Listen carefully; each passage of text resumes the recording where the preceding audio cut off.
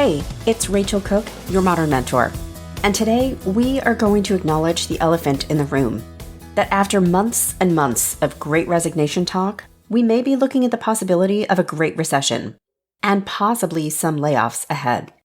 So if this is something that's on your mind, let's talk about some steps you can take to be ready for anything that may come your way.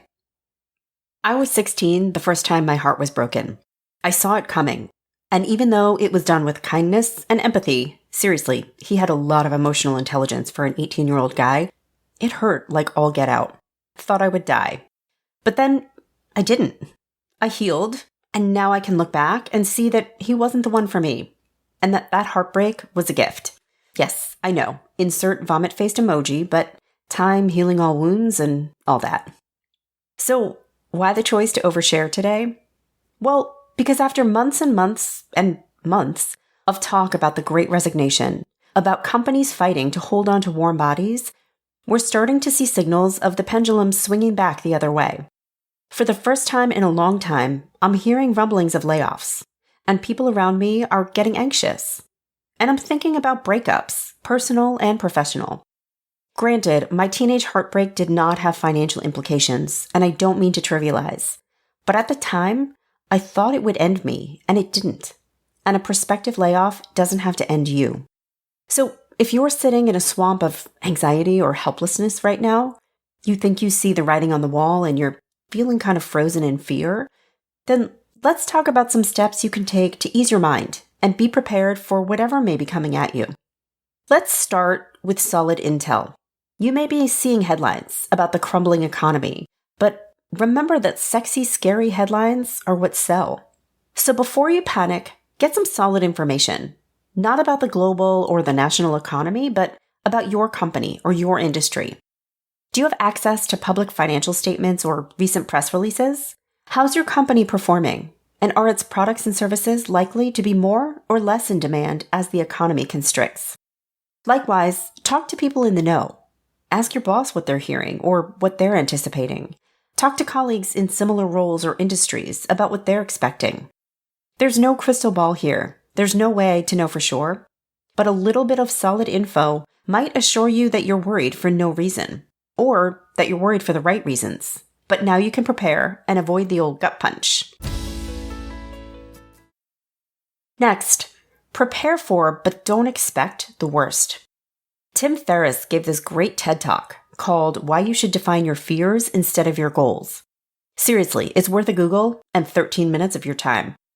In it, he talks about fear and how we let it be this giant amorphous blob of disaster that holds us back. But when we push ourselves to get specific about the outcomes that we fear, then we can create an action plan for either avoiding or solving the bad outcomes.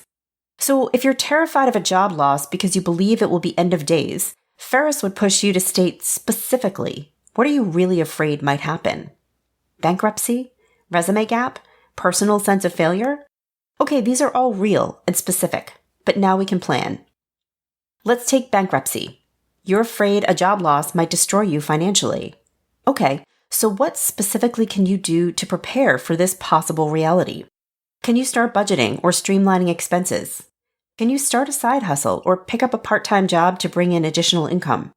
What else can you think of now, before the scary thing happens, to prepare for the worst-case scenario? Taking the time to do this gives your brain a little bit of relief, of breathing room.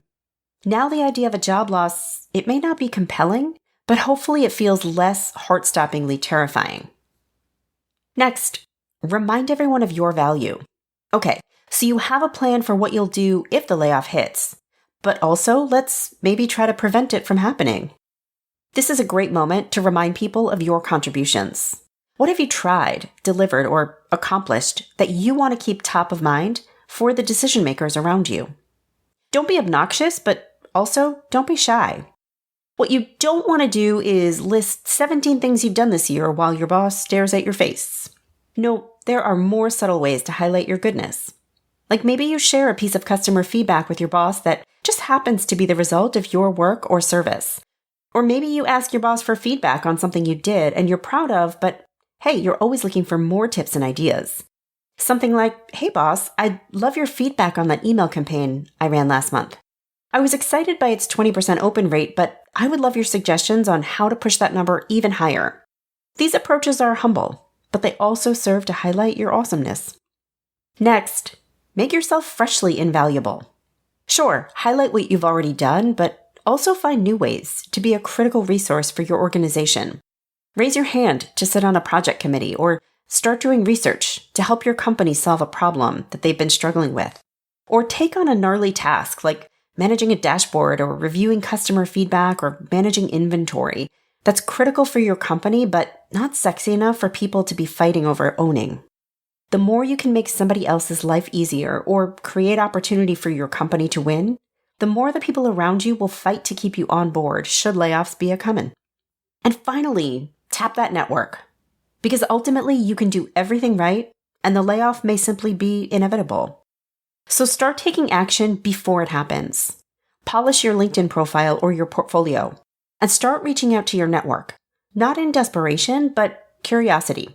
Start booking coffee chats or informational interviews.